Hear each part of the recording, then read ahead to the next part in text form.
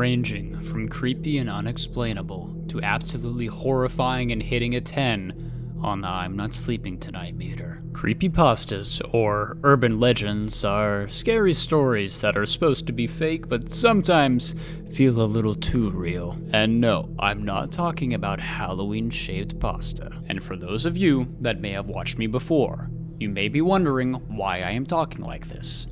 That is because I have adapted a narrator voice. Nah, I'm just kidding. I'm just gonna talk normally for the video. So I found this Iceberg on Reddit that basically has a bunch of creepypasta stories. Basically, they're gonna range from Slender Man to whatever the hell Max and Ruby 0004 is. So go ahead, grab your bucket of popcorn, and get ready for the ultimate creepypasta iceberg. Starting at the surface level, Slender Man. Now, I'm sure we're all familiar with the age-old story of Slender Man. Possibly one of the most famous creepypastas of all time, Slender Man is usually depicted as a tall, slender man with a blank white face and a dark suit. He is often said to be able to extend his limbs at will and has tentacle-like appendages in place of his arms. His rumor usually tells of his victims always being children, which is really weird. And it's told he enjoys stalking people, and especially enjoys when they know that he is stalking them. There's also a few old or ancient pieces of artwork or stories that people have speculated to depict him, but that's just speculation. Or is it? Herobrine. Imagine this. It's 2010, and you're enjoying a nice relaxing day playing Minecraft on the Xbox 360. When suddenly, you begin to notice the fog is unusually thick. Suddenly, you see slight movement, perhaps a cow, a pig, then it approaches. It's another default skin, but something is off. It's got blank eyes and no name tag. Then suddenly, he is gone. You then begin to notice more odd things. Perfectly carved out 2x2 holes and tunnels, perfect sand pyramids under the water, and groves of trees with leaves disappeared. Now, this is supposedly how the story of Herobrine began. I know this isn't a necessarily scarier one. We are also still on tier 1, but I've always found this one intriguing as to the mystery behind this weird Minecraft character. So, let me know your own opinions on Herobrine. Smile.jpg. This entry is referring to the Smile Dog image. The Smile Dog is a haunted image dating back to the early days of the internet, and the story goes that those who view it grow insane. It is also said that victims are visited by this dog-like creature in their dreams. Basically, the overarching story is that this Smile Dog is pretty much just some Freddy Krueger wannabe. Its whole purpose is that it's going to enter your mind and mess with you psychologically after looking at its image, so don't look too closely. Laughing Jack spelt wrong. The story of Laughing Jack goes that he was initially a colorful Jack-in-the-Box clown, whose personality always reflected that of his owners. He was eventually sent as a Christmas gift to a lonely boy named Isaac in the early 1800s. Things went well for a little while until eventually Isaac had to go off to boarding school, leaving Jack isolated and alone for years. Isaac then unfortunately grew up to be quite the serial killer. But, as we all know, Jack imitates the personality of his owners, turning himself into a serial killer. Most of Isaac's victims were all children, meaning that Laughing Jack's victims would also naturally be children. But first, Isaac was the first target of Laughing Jack. Jack ultimately killed Isaac the same way that Isaac killed his victims, by torturing them and eventually taking his life. Jack then would go on to do the exact same thing to several other children, pretending to befriend them until ultimately eliminating them. Squidward taking his own life. Squidward's is a lost SpongeBob episode, or it is also known as the Red Mist, which is what I will be referring to it as, so I do not get age restricted. The story tells of how the animators for SpongeBob discovered this lost episode, and as they watched it, they noticed odd things.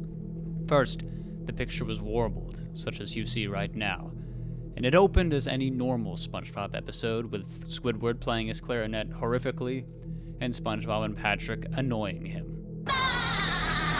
Will you two knock it off? I have a concert to practice for. He yelled at them, and it goes the same story as most SpongeBob episodes do. He is angry because he has a concert he's practicing for. When the concert happens, he plays his clarinet, and it is awful. Downright terrible. Now here's the odd thing after the concert. Now I can't exactly show you what happens in the episode here because I would get age restricted, but the video is on YouTube. The story does tell though of how after the concert and he is booed off the stage, he returns home and he is crying. However, these are not normal Squidward tears. This sounds more real, more like a real person crying. However, he soon takes a gun and I'm sure you can decipher the rest. Godzilla NES. Now, this is a rather long creepypasta, so I'm just going to be reading some of the excerpts from the creepypasta website about this story. The protagonist is a very avid NES user. After receiving an NES system, our protagonist wanted their favorite game, Godzilla, Monster of Monsters. They began to play through the levels of the game as you would any game, when eventually they notice odd things begin to happen. Upon fighting the first boss, a tentacle-like kaiju, glitches began to happen during the boss fight. Red pixels throughout, and the text became almost unreadable. Eventually, our protagonists fought their way through monsters and bosses, until finally reaching a level titled Pathos. In this level, there were seemingly no creatures to fight whatsoever. They were eventually met with this prompt to run, and were met face to face with one weird-looking creature. As the game progressed on, our protagonist faced more and more bosses, more and more creatures, and more levels. Eventually, quizzes were installed in the middle of the gameplay, and at the end of each world, they were always met with the red creature telling them to run to the next world. And even at the end of one of the levels, saying the deceased girlfriend's name of our protagonist. Anyways, this odd catastrophe of events continues for the next few worlds. He fights more bosses, he has to run some more, it's the same old story. Until finally, he reaches the final world, Zenith. This whole final level is our protagonist pretty much just defeating the final bosses, except everything's bloodier, redder, scarier because it's in hell or something. It's pretty much the same thing. Suddenly, in a cruel twist of fate, it's revealed that the big bad guy, Red, the final boss, murdered our protagonist's middle school girlfriend. Suddenly, Melissa returns in the form of a video game character and tells our main protagonist, Zach, "Here, take this monster that will pretty much save you." And so he does, and uses him in the boss fight against Red. Anywho, the new monster beats the big bad guy, and they all celebrate that Zack saved all the monsters. Hooray, hooray! The Rake. During the summer of 2003, events in the northeastern United States involving a strange, human-like creature sparked brief local media interest before an apparent blackout was enacted. The story goes on to say how a woman with her husband and children were staying in a lodge in the woods in Niagara Falls. At around 4 o'clock in the morning, she had woken up thinking that her husband had gotten up to use the bathroom. Instead, he was right next to her, in the bed, and instead at the foot of the bed was a hairless, dog-like creature staring at them. The creature then bolted out of the room into their children's room, in which the mother screamed and the mother and father ran after the creature, only to discover their young daughter had been mutilated pretty badly. Not killed yet, but mutilated. The father had rushed the daughter off to the hospital as quick as they can, but unfortunately, neither of the two would survive, as the father drove into a lake. And the rake was not spotted after. Level 2. Dead Bart. Now, I'm sure we've all heard of The Simpsons TV show. Maybe not have seen it, but I've at least heard of it. This creepypasta entry is referring to a lost episode in the very first season of the TV show.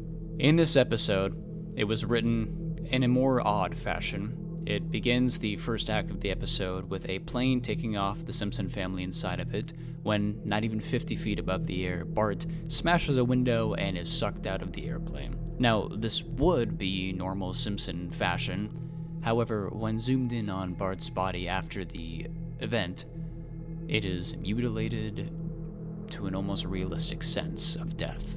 The second act begins and it opens with just the Simpson family crying for several minutes, and it lasts the entirety of the second act before going into another ad break. After the ad break, the third act begins, showing a cemetery in which Bart Simpson's grave is held at, and upon further examination of the graves surrounding him, you can see the names of Simpson guest stars on these graves. Now, some of them have already passed when this episode was made, so obviously their death dates were on the gravestones, but the ones that had not passed all had the exact same date. Bootleg SpongeBob. Bootleg SpongeBob is another lost episode creepypasta, this time for, of course, the popular kids show SpongeBob SquarePants. We covered a creepypasta similar to this in the first tier, but this one revolves around the story of a lost episode found by 5 teenagers outside of a mental institution. After playing this episode, the teenagers discovered that it was not a normal SpongeBob episode, as most lost episodes seem to be. This one was similar to Squidward's, very distorted, very odd, just not right. Eventually, there was a split-second frame in which SpongeBob looked like this. In this frame, it is said that when looking very closely to it for enough time, SpongeBob will blink. It was then said afterwards that the 5 kids that found this lost episode, 2 of them ended their own life. 1 went missing, 1 refused to comment, and 1 finally gave up the tape to paranormal investigators. Momo.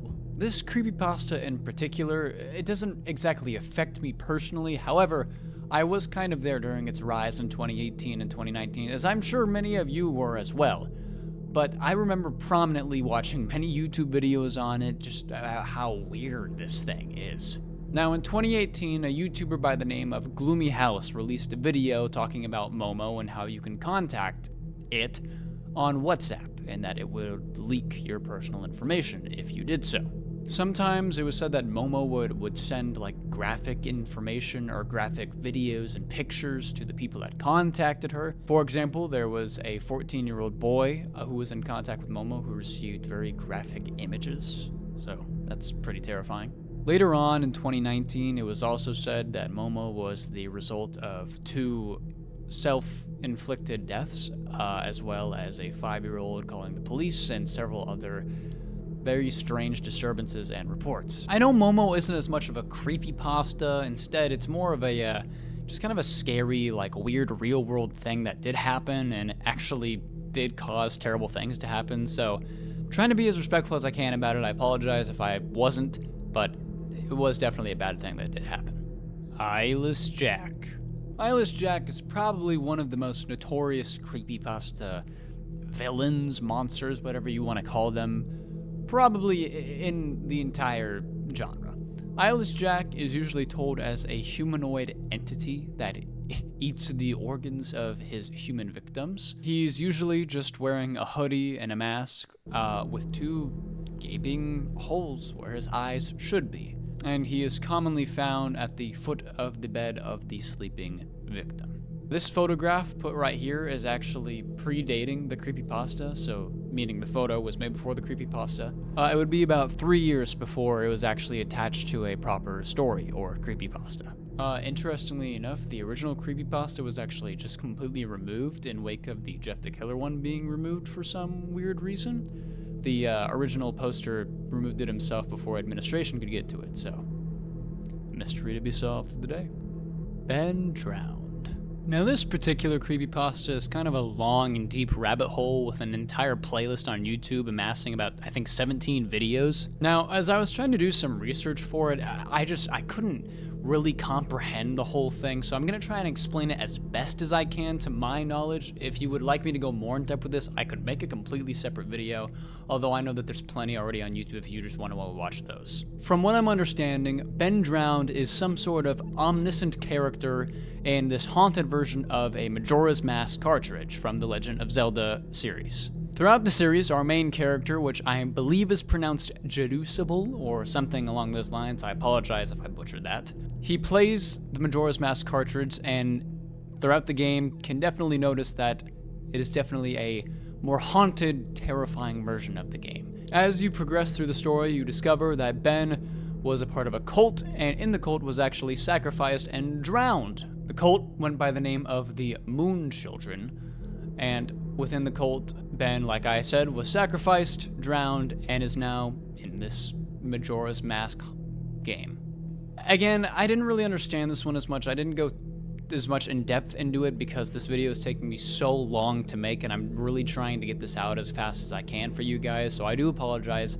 I could make another video on it if you guys would like to know, but it's just, I just don't have all the time in the world to go over just this one. So, we'll have to go on to the next one. Happy Appy. Happy Appy was a TV show that was supposed to be aired on Nick Jr. and Noggin in around 2010. Within the show, Happy Appy, who can be seen right here, is an apple on a popsicle stick who goes around and helps kids if they have gotten hurt or just being a normal, nice, kid-friendly role model. First two episodes are relatively normal for the most part, although at the end of episode 2, Happy Appy does reference the earthquake that hit Japan in 2011, resulting in the tsunami that unfortunately ended the lives of many people. Now, in this episode, they air a hotline number that can be called in order to make donations to help aid this effort in battling the tsunami. Finally, episodes 3 and 4 were seen by the protagonists of the blog that I'm reading, and in these episodes, they're relatively the same premise of Happy Appy helping children, but instead he adopts a creepy, terrifying smile that would send chills down most people that would watch it. Episode 5 is a bit of the same stuff. Happy Appy helps another child. He gives his creepy stare to the TV, and that is pretty much the episode. Suddenly, episode 6 rolls around, which is where things take a darker turn. In this episode, one of the children is running with a knife, with the knife facing upwards towards the child, and he ultimately does cut himself. He doesn't thankfully stab himself, but he does slice himself, and so Happy Appy does give the child a bandage, and at the end of the episode, he says this: "Hey kids, if you find me in my van, just talk to me, and I'll take you away." Haha! Not exactly the most reassuring thing you want to hear from a apple. Episode 7 is ultimately where things take a turn for the worst, in which Happy Appy does not help children. Instead, he meets 3 children on a playground, takes them into bushes, and returns with 3 bloody bodies. The remaining episodes go the same way, except each one gets more and more terrifying and grotesque, in which Happy seems to be torturing certain children, as well as taking their lives again. It's a catastrophe, one might say. It's terrible. Suddenly, in the 9th episode, things take a turn for the even stranger and weirder. In this episode, Happy Appy is once again on a playground talking with children. Nothing is happening quite yet when suddenly the children turn to see what the article depicts as pretty much a reenactment of the attacks on September 11th. Yeah, definitely one of the weirder creepypastas I have read in my life. Cupcakes. For this creepypasta, Cupcakes is definitely a weirder one, and for those of you that are fans of My Little Pony, you're probably gonna hate this one. As I was reading this article, I just found myself getting more and more, what the hell am I reading, kind of a vibe. But, either way, let's just dive right into it, I guess. Now, the Cupcakes creepypasta is relatively simple. It depicts a story of Pinkie Pie, who calls over her friend Rainbow Dash to help her make cupcakes. Now, before they begin baking, Pinkie Pie gives Rainbow Dash a premature cupcake that she had baked out of the kindness of her heart, I suppose. However, Rainbow Dash begins to feel the effects of this cupcake and falls asleep. Soon after, Rainbow Dash will wake up, tied to a surgery table, still in the exact same bakery room, with Pinkie Pie looming over her with surgical tools. Now, I'll spare you the grim details, but to sum a short story even shorter, Pinkie Pie's cupcakes are apparently made out of the ponies she surrounds herself with, and Rainbow Dash happens to be the next special ingredient. The entire process lasts about 50 minutes, in which Rainbow Dash is begging for her life and is ultimately stripped of her flesh and is baked into cupcakes, and Pinkie Pie will live happily forever after, in which Rainbow Dash will not. The Russian sleep experiment. Now, the Russian sleep experiment was an experiment conducted by the Soviet Union in the wake of the Cold War. This experiment was conducted to see the effects of sleep deprivation can be on humans when using a special gas in which they should not die after a certain amount of time. Now, when the experiment began, the test subjects seemed to be in relatively higher spirits than most people would be after being locked in a chamber. They exhibited signs of sanity, teamwork, in which they discussed among one another, eventually the conversations leading more personal and deeper into trauma that each one had as the nights passed.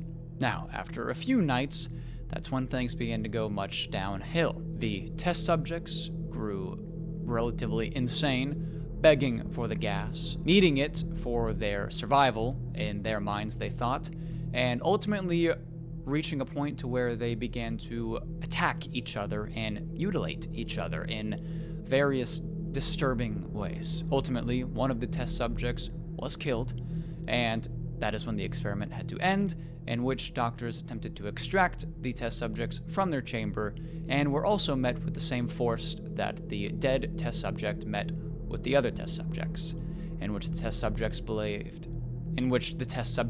that if they were taken from the gas, things would go to hell. This is definitely one of the more interesting and popular creepypastas. I always like this one, and honestly, I could make just an hour-long video in depth on this.